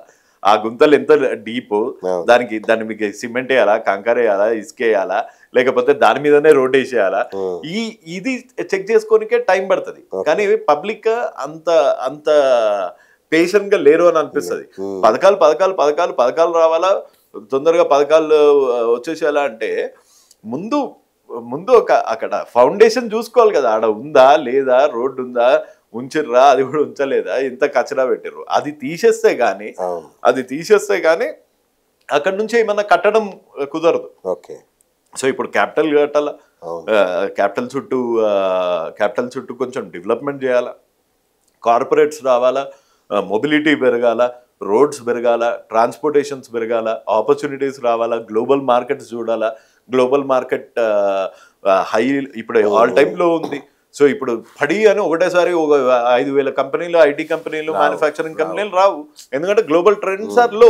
సో డెవలప్మెంట్ అన్నది ఒక ప్రాసెస్, కంటిన్యూస్ ప్రాసెస్. సో ఆ కంటిన్యూస్ ప్రాసెసే జగన్ అన్న చేయలే. ఒక క్యాపిటల్ అన్నది ఉంది, దాన్ని డెవలప్ చేసి ఉంటే సరిపోతుండే. ఒక 5-6 బిల్డింగులు కట్టి, ఒక మంచి రోడ్లు వేసి, ఇగో మీ క్యాపిటల్ అంటే అయిపో. వైజాగ్ పెడతా, తిరుపతి పెడతా, ఈడ పెడతా, కర్నూలు పెడతా అనేది దాంతోనే పూసుకాయ. సో 5 ఏళ్ళు వేస్ట్ అయినాయి. కనీసం ఈ 5 ఏళ్ళు డెఫినెట్ గా ఒకవేళ తప్పుంటే విమర్శిస్తా. నేను ఏ పార్టీకి సంబంధించిన పథకాలు కూడా పెద్దగా ఏమో అమలు కావు, చాలా పథకాలు అమలు కావచ్చు. అవుతున్నాయి అన్న, పెన్షన్లు అయితే వస్తున్నాయి. ఇంకా ఏది పిల్లలకి తల్లి దీవెనో ఏదో ఉంటుంది, జగన్ అన్న విద్యా దీవెన ఉంటే అది తీసేసి ఎంతమంది పిల్లలకుంటే అంతమంది పిల్లలకి తల్లి దీవెన ఇస్తా అన్నారు, విద్యా దీవెన ఇస్తా అన్నారు. సో టైం ఇవ్వాలి కదన్న, అకాడమిక్ ఇయర్ స్టార్ట్ అయ్యేంత వరకు టైం ఇవ్వాలా. మళ్ళా సేమ్ టైం ఖజానాలు ఎంత ఉందో చూసుకోవాలా, ఎన్ని అప్పులు ఉన్నాయో తెలుసుకోవాలా, మిత్తిలు ఎన్ని ఉన్నాయో తెలుసుకోవాలి, మిత్తి ఎంత కట్టాలనో తెలుసుకోవాలా, ఏడికెళ్ళి పైసలు జనరేట్ చేయాలనో తెలుసుకోవాలా. దానికి కూడా వాళ్ళకి కూడా నేను 5 ఏళ్ళు ఇచ్చేద్దామని అంటలేనన్న. ఒక 2 years చూస్తే దాని సైడ్ అన్న పోతున్నారు అనుకో, అనుకోవచ్చు. నేను ఎంతో కొంత పాజిటివ్ చెప్పాలి అంటే మన దగ్గర కన్నా అక్కడ అపాయింట్మెంట్ దొరికింది, అక్కడ ఎక్స్ప్లెయిన్ చేశాను. ఇవాళ కాకపోతే రేపు ఇప్పుడు నా సొంటోనికి కూడా ఒక 5 నిమిషాలు 10 నిమిషాలు ఇచ్చిర్రు అంటే రేపో ఎల్లుండో డెఫినెట్ గా ఇంకా పాజిటివ్ సైడ్ వెళ్తారు అని నేను అనుకుంటున్నాను. తొందరలో మన తెలంగాణ గవర్నమెంట్ కూడా కఠిన చర్యలు తీసుకుంటే చేయాలి నిజంగానే. Right. So Pawan Kalyan deputy CM హోదాలో ఎలా చూస్తున్నారు? అరే సూపర్ చూస్తున్నా. కానీ ఆయనకి నాకు తెలిసి పదవికి మించిన భారం మోస్తున్నాడు. ఎందుకంటే పబ్లిక్ ఎక్స్పెక్టేషన్స్ నార్మల్ పొలిటీషియన్ దగ్గర నుంచి నేను అందుకే ఎక్స్పెక్టేషన్స్ స్ట్రైట్ చేస్తున్నా. ఎందుకంటే గత గవర్నమెంట్ చేసిన నష్టాన్ని పూరించి ఆ పునాదుల మీద నుంచి డెవలప్మెంట్ చేయాల. సో మన ఫేవరెట్ హీరో పవన్ కళ్యాణ్ రాగానే పవన్ కళ్యాణ్ దగ్గర ఏం మ్యాజికల్ దండా లేదు, పవన్ కళ్యాణ్ గారి దగ్గర ఏం మ్యాజికల్ దండా లేదు. ఇట్లా అనగానే మొత్తం పెద్ద ఇది సినిమాలు వచ్చినట్టు రావు. సో సార్కి కూడా టైం కావాలా. ముందు ఆయన దగ్గర లేనిదే అది, కానీ టైం ఇవ్వాలా. ప్రజా సమస్యలన్నీ అర్థం చేసుకొని దాన్ని అధ్యయనం చేసుకొని దాని మీద ఏం చేయాలి అన్నది ఆయన కూడా డెఫినెట్గా దాని మీద చేస్తారని అనుకుంటున్నాను. ఎందుకంటే హానెస్ట్ అంటే ట్యాక్స్ కట్టేటోళ్ళు పాలిటిక్స్లోకి వస్తే అది నిజంగా చాలా గొప్పతనం. చదువుకున్న వాళ్ళు రావాలా, ట్యాక్సులు కట్టేటోళ్ళు రావాలా. ఆయన ఏం చేసిండు, సినిమాలు చేసి వచ్చిండు. అంటే ఆయన సినిమాలతోనే ట్యాక్సులు కట్టి ఆయన కష్టపడి ఒక సినిమా తీయాలంటే ఎంత కష్టం, అది హిట్ కావాలంటే ఎంత కష్టం, అంత కష్టపడి వచ్చిండు కాబట్టి సో ఆ లెవెల్కి వెళ్ళిండు. కానీ అన్న ఎలక్షన్లకు 2 నెలల ముందు నుంచి కూడా పవన్ కళ్యాణ్ అక్కడ గెలవడు, పిఠాపురంలోనే గెలవడు అనే బెట్టింగ్ దగ్గర నుంచి పోటీ చేసిన అన్ని స్థానాల్లో స్వీపింగ్ మెజారిటీతో రావడం అనేది చాలా మంది కొంత అనుమానం ఉంది. ఇది నాకు తెలిసి ఇక్కడ మెయిన్ ఏమైపోయింది అంటే అన్న, ప్రో గవర్నమెంట్ యాంటీ గవర్నమెంట్ రెండే ఓట్లు ఉండే. సో యాంటీ గవర్నమెంట్ అన్నది ఒక సైడ్ అయిపోయింది. మొత్తం బీజేపీ కానీ టీడీపీ కానీ జనసేన కానీ. సో ఆ 2-3 సీట్లు కూడా ఎట్లా గెలిచిర్రు అన్నదే పెద్ద $1 మిలియన్ క్వశ్చన్ ఇప్పుడు. ఎందుకంటే నేను మాట్లాడుతుంటా కదన్న, ఏ ఏరియా చూసినా నాకు ఒక చాలా తక్కువ పర్సంటేజ్ ప్రో గవర్నమెంట్ కనిపించింది, చాలా ఎక్కువ శాతం యాంటీ గవర్నమెంట్ కనిపించింది. అందుకే ఈ సునామీ వచ్చింది. నాకు తెలిసి ఎక్స్పెక్ట్ చేశారా ఇది? నేను ఒక 10 సీట్లు ఎక్కువ వస్తాయి అనుకున్నా వైసీపీకి. అవునా? కానీ నాకు తెలిసి ఏ సర్వే వాళ్ళు అనుకోలే ఈ లెవెల్లో కొట్టాలని. కొత్త గొప్ప కేకే గారు ఆయన సర్వే ఒకటే దగ్గర ఉండే, ఆయన ఈ మధ్య సర్వేలను కూడా నమ్మడానికి లేదు. ఆయన మస్తానా, ఆయన ఆర్య మస్తాన్ దెబ్బ కొట్టాడు అందరినీ. నాకు తెలిసి కొంచెము ఎవరన్నా వైసీపీ లీడర్సే బెట్టింగ్ వేద్దాం అనుకున్నారు అనుకుంటా, టీడీపీ గెలుస్తుంది అని. అందుకే అట్లాంటి సర్వే చెప్పుంటారు. లేకపోతే లాస్ట్ మినిట్ లో ఎలక్షన్ రిజల్ట్స్ కి 2 రోజుల ముందు ప్రజల్ని మభ్యపెట్టాలి అన్న అట్లాంటి సర్వే ఎందుకు ఇచ్చుంటారు? అదే ఎలక్షన్స్ అయిపోయి ఫలితాలకు ముందు, అదే 2 రోజుల ముందు, 2 రోజుల ముందు అట్లాంటి సర్వే ఇచ్చారు అంటే నాకు ఎందుకో ఇది దాని గురించే అనిపించింది. అంటే కొంచెం అంటే వైసీపీ వాళ్ళు ఎలక్షన్ లో నష్టపోయి ఉంటారు కదా, కొత్త గొప్ప వసూలు చేసుకోవాలంటే టీడీపీ గెలుస్తుందని, వైసీపీ గెలుస్తుందని ఇట్లా ప్రచారం చేయించుకుంటే అటు ఇటుగా ఉంటారు కదా. సో ఈ లోపల కొంచెం టీడీపీ మీద బెట్టింగ్ వేసి పైసలు సంపాదిద్దాం అనుకుర్రేమో. అంత పెద్ద ప్లానింగ్ ఉంటుంది. ఇప్పుడు మరి 30 కోట్లు 20 కోట్లు 40 కోట్లు ఖర్చు పెట్టేటోళ్ళు మనం రావట్లేదు అని తెలిసినప్పుడు ఎంతో కొంత వాపస్ తీసుకుందామని చూస్తారు కదా. పవన్ కళ్యాణ్ గారు ఆ సీట్లో ఫిట్ ఇన్ అయ్యారా అన్న? ఎవరో సూపర్ ఫిట్ అయ్యారు. నాకు తెలిసి చెప్పిన మోయలేనంత బరువు. అంటే ట్రాన్స్ఫార్మేషన్ ఒక సినీ నటుడి నుంచి సడన్ గా ఒక భక్త రాజకీయ నాయకుడిగా మారడం అంత ఈజీనా? రోజుకి అయ్యిందా? నాకు మెయిన్ నచ్చేది చంద్రబాబు నాయుడు గారి దగ్గర కానీ, లోకేష్ గారి దగ్గర కానీ, పవన్ కళ్యాణ్ గారి దగ్గర కానీ బాగా నచ్చేది కష్టజీవులు అన్న. గతంలో మీరు లొకేషన్ తిట్టినట్టున్నారు ఒకసారి. నేను ఎప్పుడు అనలేదు అన్న, ఆయనకి అంత సీన్ లేదని. లేదు నేను ఎప్పుడు, one of my favourite politician is Lokesh గారు. సీరియస్ గా? యా, పవన్ కళ్యాణ్ గారు, లోకేష్ గారు అండ్ చంద్రబాబు నాయుడు గారు. ఎందుకంటే మనకి ముందు మనం చూసినాం తెలంగాణలో కూడా 1996లో హైదరాబాద్ ఎట్లుండే, 2004లో ఎట్లుండే హైదరాబాద్.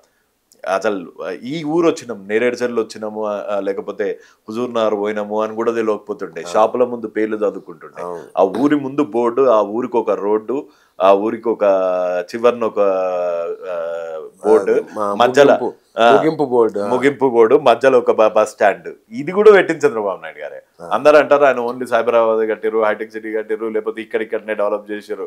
లేదు, ఓవరాల్ తెలంగాణలో కూడా చంద్రబాబు నాయుడు గారు చేసినంత డెవలప్మెంట్ ఎవరు చేయలేదు.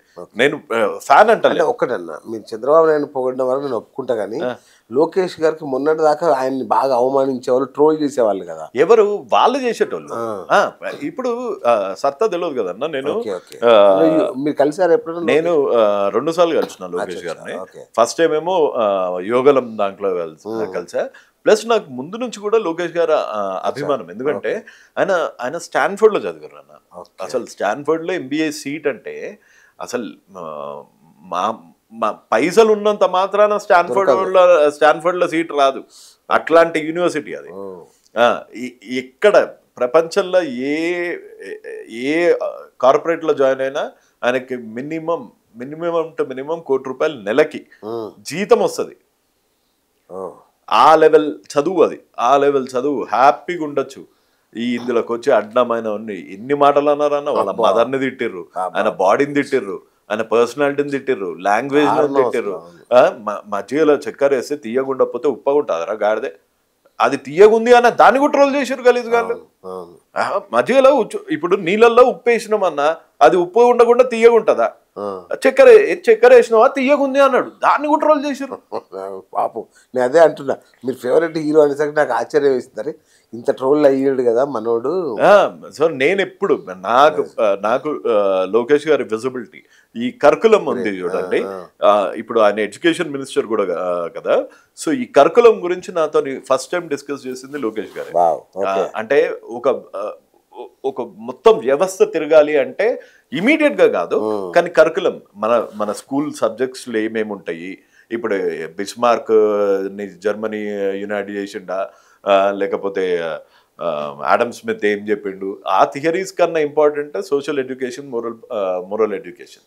మన పరిస్థితులు, మన లీడర్స్, వాళ్ళ గురించి నేర్చుకుంటా అంటే నెక్స్ట్ జనరేషన్ డెఫినెట్ గా ఒక ఒక కాన్ఫిడెన్స్ జనరేషన్ వస్తుంది. ఎన్నేళ్ళు బతుకుతామన్నా ఇట్లాంటి పేదరికంలో.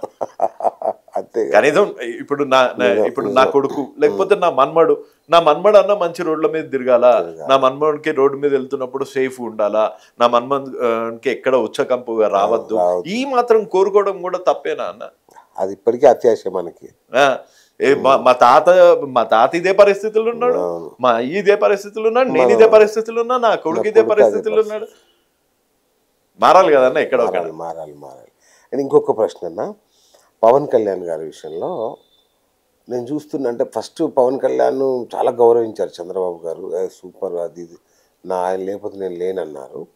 ఆ తర్వాత చాలా ప్రకటనల్లో, గవర్నమెంట్ ప్రకటనల్లో కానీ చాలా చోట్ల పవన్ కళ్యాణ్ ఫోటో లేకుండా పవన్ కళ్యాణ్ విస్మరించుతున్నట్టుగా కొన్ని చోట్ల కనబడింది. అది పవన్ కళ్యాణ్ గారే చెప్పారు కదన్న. పవన్ కళ్యాణ్ గారు ఏమన్నారు, నేను మీరు పెట్టుకోవాలంటే పెట్టుకోండి ఏదన్నా పథకానికి మీ పేరు, నేను దానికి అగెయిన్స్ట్, మీటింగ్లలో కూడా ఫోటో తీశారు. చెప్పినా కదన్న, మోయలేనంత బరువు మోస్తున్నారు పవన్ కళ్యాణ్ గారు. ఆ సింక్రనీ అంత బాగుంది కాబట్టి 100% సీట్స్ వచ్చినాయి జనసేనకి. వాళ్ళిద్దరి ఆలోచన తీరు ఒకటేలాగుంది. అండ్ ఇప్పుడు జీవోల మీద కానీ దేని మీద కానీ ముఖ్యమంత్రి సైన్ చేయక్కర్లే, ఉప ముఖ్యమంత్రి కూడా సైన్ చేయొచ్చు. సో అట్లా ఆ లెవెల్ గౌరవం, ఆ లెవెల్ రెస్పెక్ట్ ఆల్రెడీ ఇచ్చారు. అండ్ వీళ్ళు నిరంతరం కష్టపడ్డా వాళ్ళు చేసిన డ్యామేజ్ ని కంట్రోల్ చేసి కొంచెం పైకి రావాలి అంటే వీళ్ళు నిరంతరం కష్టపడాలి, రోజుకి 24 గంటలు కష్టపడాలి. రైట్. అంటే చంద్రబాబు నాయుడు పవన్ కళ్యాణ్ తొక్కుతున్నాడేమో అనేదాన్ని మీరు అది జస్ట్ ఊహ. చెప్పలేం కదా, మనకందరికి పవన్ కళ్యాణ్ గారు అంటే ఎక్కువ ప్రేమ. ఆ ప్రేమతో వచ్చే అభద్రతా భావమే గాని అక్కడ వాస్తవం అదే కాదు. ఒకవేళ అట్లాంటి సిట్యుయేషన్ ఉంటే బయటకి మాట్లాడలేనంత అంత చిన్నోడేం కాదు, అట్లాంటి పర్సనాలిటీ కూడా కాదు. ఎందుకంటే ఎక్కడన్నా ఇలాంటిది అయితే ఆ సార్ గలమెత్తిర్రు అంటే అయిపోయాయి మొత్తం, ఒక సునామీ వచ్చి మొత్తం కొట్టుకెళ్ళిపోతుంది. సో అందుకని నాకు తెలిసి అట్లాంటిది ఏం లేదు. ఇదంతా మనకి కలిగిన మన ఇష్టంలో వచ్చిన అభద్రతా భావం అంతే. ఇప్పుడు నాకు లోకేష్ గారు అంటే ఇష్టం, అండ్ మాట్లాడినా ఆయనతో 1 hour మాట్లాడినా అట్ ద సేమ్ టైం మొన్న 15 నిమిషాలు ప్రతి ఒక్క విషయంలో ఆయనకున్న నాలెడ్జ్ ఏది, నాట్ పాలిటిక్స్ ఎవరన్నా మాట్లాడతారు కానీ ఒక కరికులం నుంచి ఒక వ్యవస్థ మీద ఆయనకున్న అవగాహన, పేదరికాన్ని ఎట్లా చేయాలి, ఒక ఇష్యూని ఎట్లా చేయాలి, ఒక ఇష్యూని ఎట్లా సాల్వ్ చేయాలి అన్నదానికి ఆయన దగ్గర కంప్లీట్ సింటాక్స్ ఉంది. అట్లాంటి ఆయనని జస్ట్ ఐటీ మినిస్టర్ కి ఎడ్యుకేషన్ మినిస్టర్ కి పరిమితం చేశారు. సో నేను అనుకుంటా, అరే లోకేష్ గారికి కనీసం ఫినాన్స్ మినిస్టర్ ఇవ్వచ్చు కదా కనీసం. సో వాళ్ళు పార్టీలో ఉన్న వాళ్ళని అందరినీ చూసుకొని అందరికి బ్యారేజ్ చేసుకొని తగినంత గౌరవం ఇవ్వాలి. నాకు తెలిసినంత మటుకు అయితే పవన్ కళ్యాణ్ గారికి మంచి గౌరవం ఇచ్చారు. అండ్ డెఫినెట్ గా ఆయన డెప్యూటీ సీఎం అన్న హోదాకే ఆయన ఒక డిఫరెంట్ రెస్పెక్ట్ తెస్తాడు pan India level. Pan India cinema లేకపోవచ్చు పవన్ కళ్యాణ్ గారు, కానీ పాన్ ఇండియా లెవెల్లో పవన్ కళ్యాణ్ సినిమాలు మానేస్తా అంటున్నారు. ఈ 2 సినిమాలు 100% మానేయాలి కదా, ఫ్యాన్స్ ఒప్పుకుంటారా? ఇంకా ఒప్పుకోవాలన్నా, ఉన్న సినిమాలే మళ్ళీ రిటర్న్ చూడాలా. ఈ లోపల అకీరా వస్తాడేమో ఇక తృప్తి పడాలా. లేకపోతే నాకు తెలిసి ఆయన సినిమాలు మానేయటమే నాకు చాలా ఇష్టం. ఎందుకంటే ప్రజా మార్గం ఎంచుకున్న తర్వాత ఇక నాలాంటోడే జాబ్ మానేస్తే ఇక పవన్ కళ్యాణ్ గారు మానేయద్దా. నేను ఎప్పుడైతే ఈ ఇష్యూస్ అనుకున్నానో నేనే జాబ్ మానేసిన. ఒక్కసారి ఒక కాజ్ మీద 2 పడవల మీద కాలేయలేమన్నా. సో అందుకని షాకింగ్ న్యూస్ ఒక రకంగా ఫ్యాన్స్ కి. అట్లాగే చిరంజీవి గారిని కూడా ప్రభుత్వంలో ఇన్వాల్వ్ చేస్తారనే మాట ఒకటి విన్నాను నేను. అంటే అది చేయకూడదు అన్న, ఎందుకంటే నా ఇది మళ్ళీ నా personal opinion. Okay sir movies చేయాలా, నాకు తెలిసి మూవీస్ నుంచి కూడా రిటైర్ కావాలా, అతి త్వరలో రిటైర్ కావాలా. ఎందుకంటే నేను చూసిన చిన్నప్పటి నుంచి హార్డ్ వర్కింగ్ ఎవరన్నా ఉన్నారు అంటే చిరంజీవి గారి నుంచి ఒళ్ళు హూనమైపోయి ఉంటుంది నాకు తెలిసి. అన్నం తినకుండా డాన్సులు అది చేసి ప్రజలకి ఏదో చేద్దామని వచ్చి మళ్ళీ అక్కడ విమర్శలు ఎదుర్కొని మళ్ళీ వెళ్ళి మళ్ళీ ఏదొచ్చి పాపం అనేది చాలా రప్చర్ అయిపోయింది లైఫ్, చాలా చితికిపోయారు. ఇక ఈ టైంలో అన్నా జర బిందాస్ రిలాక్స్ అయిపోవాలని కోరిక నాకు. ఎందుకంటే ఇక ఏందన్నా ఇన్నేళ్ళు సర్వీస్ ఇచ్చారు, ఫిలిం ఇండస్ట్రీకి ఇచ్చారు. ఫిలిం ఇండస్ట్రీలో ఏదైనా ఈయననే మళ్ళీ ఒక 10 ఏళ్ళు రాజకీయాలకు ఇచ్చారు. ఇన్ని కష్టాలు పడ్డ తర్వాత కూడా ఇప్పుడు ధనుమని పుసుకుమని ఒక సినిమా తీసాను అనుకో, అందులో 2 స్టెప్పులు తక్కువగానే మళ్ళీ మనమే అంటాం మరే అప్పుడు లాగా లేదు అంటే మనం మర్చిపోతాం. ఆయనకు 65 ఏళ్ళు అన్నది మర్చిపోతాం. సో అందుకని ఏం చేయాలంటే సార్ ఇక రెస్ట్ తీసుకోండి బాయ్ సార్, నా ఒపీనియన్ అదే. సో ఇక మీ విషయానికి వస్తే ఇదంతా బిగ్ బాస్ కోసమే చేస్తున్నాడు ఈయన, మేజర్ ఆరోపణ నిజమేనా? అసలు బిగ్ బాస్ అంటే ఏందన్న, ఏమన్నా బిగ్ బాస్ అంటే హెవెనా, స్వర్గమా, లేకపోతే ముక్తే? ఎంత వస్తుంది అన్న? ఒకవేళ బిగ్ బాస్ పోయినారు అనుకో ఎంత వస్తుంది? ఏది మొత్తం 105 రోజులు 117 రోజులు వస్తాయి, 50 లక్షలు వస్తాయి. అందులో 20% 30% పోతుంది, 35 లక్షలు వస్తుంది. వారం రోజులకో దానికో 50,000 లక్షలు వస్తుంది అనుకుందాం. మనం ఏమి సీరియల్ యాక్టర్ కాదు, లేకపోతే పెద్ద ముమైద్ ఖాన్ కాదు మనకు లక్షలు ఇవ్వాలి. మనకు ఆ చిల్లర పైసల గురించి ఇదంతా బిగ్ బాస్ గురించి చేసిన అంటే నాకు నేను పోరా నాయన అని 100 సార్లు చెప్పిన. బిగ్ బాస్ ని కూడా తిట్టినా కాబట్టి బిగ్ బాస్ అంటే బిగ్ బాస్ ని కూడా తిట్టినా. ఇక బిగ్ బాస్ నాకు నేనే బిగ్ బాస్ అని ఫీల్ అవుతాను. నేను బిగ్ బాస్ అక్కడ మీ బిగ్ బాస్ ఉన్నాడుగా, మా బాస్ చూడడానికి వేరే ఆప్షన్స్ ఉన్నాయన్న. ఎల్లు కలిసారు ఎప్పుడైనా? కాదంటే మొన్న ఈసారి బిగ్ బాస్ 8లో మీరు ఇంటర్వ్యూ దాకా వెళ్ళారు, రిజెక్ట్ అయ్యారు, ఆ బాధలో ఉన్నారు అని విన్నాను. నేను బాధలు ఎందుకుంటాను, అసలు రాలేదు లేదన్న. ఇంటర్వ్యూ వరకు వెళ్ళింది వాస్తవమే, అందులో తప్పలేదు. కానీ ఇంటర్వ్యూలో కూడా నేను ఇదే చెప్పిన, ఈ హిపోక్రసీ నాకు నచ్చదు. ఇప్పుడు నాగార్జున రాగానే ఈ ఎక్స్ కంటెస్టెంట్స్ ని చూస్తాం కదా, లేచి నుంచి ఇట్లా ఈ హిపోక్రటిక్ బిహేవియర్ నా దగ్గర నుంచి ఎక్స్పెక్ట్ చేయకండి. ఇప్పుడు ఒకవేళ నాగార్జున రవిని ఇది తప్పు అంటే నేను ఐ విల్ నాట్ యాక్సెప్ట్. నాకు నిజంగా తప్పు అని అనిపిస్తే నేను ఒప్పుకుంటానేమో, కానీ సారీ సార్ లాస్ట్ టైం చేసినట్టు ఈ పెయిడ్ ఆర్టిస్టులు చేసినట్టు ఈ ఓవర్ యాక్టింగ్ అయితే నాతో కాదు. సో నా తప్పు అంటే నా తప్పు కాదు, నీదే తప్పు అంట డైరెక్ట్. నాగార్జున కానీ ఆ ప్లేస్ లో దేవుడు ఉన్నా నేను అంతే అంట. సో మొహబ్బత్ ఉన్న నాకు నాగార్జున సార్ అంటే మొహబ్బత్, అంతేగాని నేను నాగార్జున సార్ బానిస కాదు.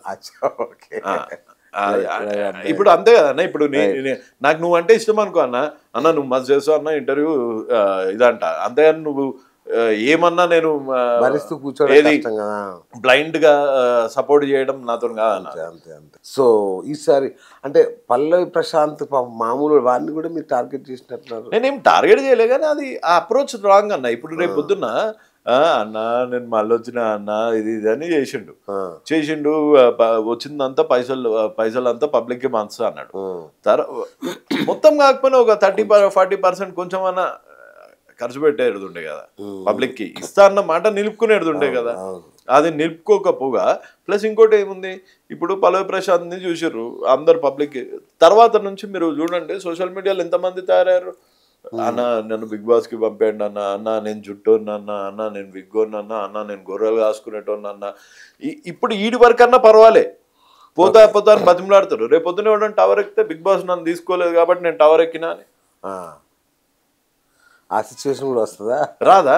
ఓకే, మీరు ఒక్కసారి ఎంకరేజ్ చేయడం మొదలు పెడితే ఎందుకు రాదన్న? ఎవడన్నా జిద్దు మీద తీసుకున్నాడు అనుకో, నేను ఈసారి బిగ్ బాస్ పోవాలా అని పోయి టవర్ ఎక్కి కూర్చున్నాడు అనుకో, ఏం చేస్తారు? ఓకే, వాడు బెదిరించే దాంట్లో కాలు జారి కింద పడి వచ్చిండు అనుకో, ఎవరు రెస్పాన్సిబిలిటీ తీసుకుంటారు? రైట్. ఈసారి ఎవరు ఉండొచ్చు అన్న కంటెస్టెంట్స్? నా ఉద్దేశంలో మొత్తం ముక్కిపోయిన బెట్టింగ్ యాప్స్ వాళ్ళు అందరూ ఆడపోయి జమ శత్రువులు అక్కడ నా శత్రువులు కాదన్న, కానీ ఇక నాకు తెలిసి ఈ గ్యాంగ్ నేను చూసినంత వరకు అయితే బిగ్ బాస్ లో ఇప్పుడు ఆ టేస్టీ తేజ, ప్రియాంక వీళ్ళందరూ లాస్ట్ టైం అమర్దీప్ వీళ్ళంతా బెట్టింగ్ గ్యాంగే, ఇదంతా బెట్టింగ్ గ్యాంగే. మీరు బాగా ఫాలో అవుతారా బిగ్ బాస్ ని? నేను ఫస్ట్ బిగ్ బాస్ 1 ఒకటి ఫాలో అయినా, తర్వాత సన్నీ విన్ అయింది, తర్వాత బిందు విన్ అయింది, అంతే. ఇక మిగతా ప్రతి బిగ్ బాస్ ఫాలో ఏం కాలేదు. Okay okay okay okay. So ఈసారి ఎవరు గెలవచ్చు అంటారు? అంటే ఇంకా చాలా మంది కంటెస్టెంట్ పేర్లు వస్తున్నాయి కదా చాలా వరకు. అంటే ప్రశాంత్ ఆయన రీప్లేస్ చేయగలిగే క్యారెక్టర్స్ ఎవరు అన్నారు ఈసారి? ఏమో నాకు అనిపిస్తలేరు.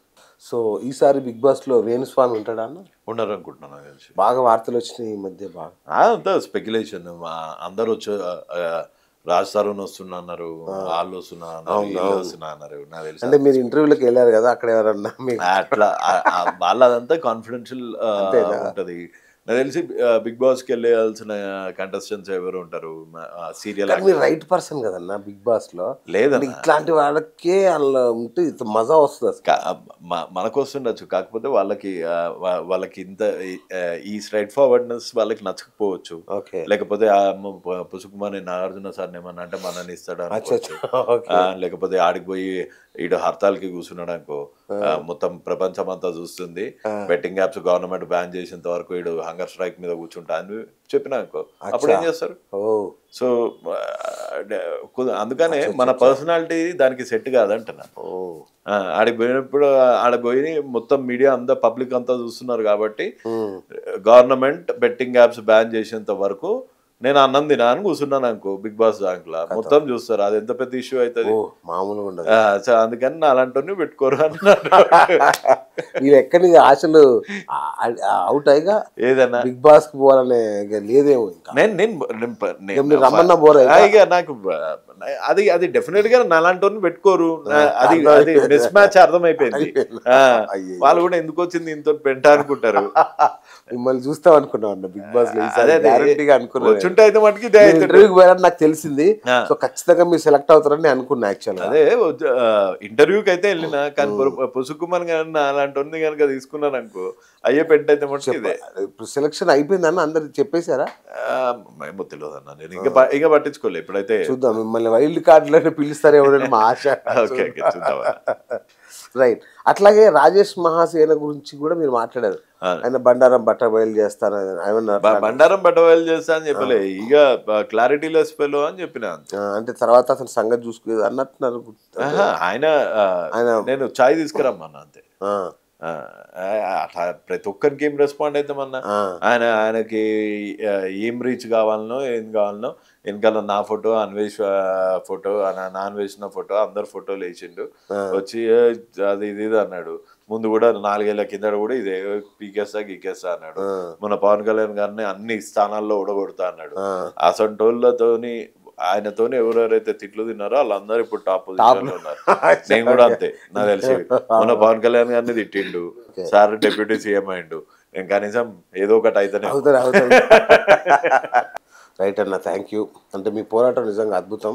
Thank you so much. సెల్ఫ్లెస్గా ఎంత భయపెట్టినా, మిమ్మల్ని ఎంత తిట్టినా, ఎన్ని విమర్శించినా కూడా ఆగకుండా, ఎలాంటివి ఆశించకుండా, అంటే నేను ఓన్లీ మీరు ఒక్కటే చేస్తారేమో, అదేదో పబ్లిసిటీ కోసం చేస్తున్నాడు ఈయన అనే థాట్లో ఉన్నా నేను. కానీ మీరు ప్రభుత్వాల దగ్గరికి వెళ్ళి అడిగి ఖర్చులు పెట్టుకొని బాబు ఇవి చూడండి అని అడుగుతున్నారంటే ఐఎమ్ హ్యాపీ. మీకు పంపిస్తా ఫార్వర్డ్, అది కూడా హ్యాపీ పేజెస్. పోరాటానికి మా మద్దతు కూడా ఉంటుందన్న. Thank you. ఏం కావాలన్నా అంటే మా చేతిలో ఏదైనా ఉన్నా కూడా మా మీడియా తరంగా మేము చేయడానికి సిద్ధంగా ఉన్నాం. థ్యాంక్ యూ అన్న, థ్యాంక్ యూ సో మచ్ అన్న. Thank you. జై హింద్. సో చూసారు కదా, ఇది మన రవి గారు, యువ సామ్రాట్ రవి సార్ ఇంటర్వ్యూ.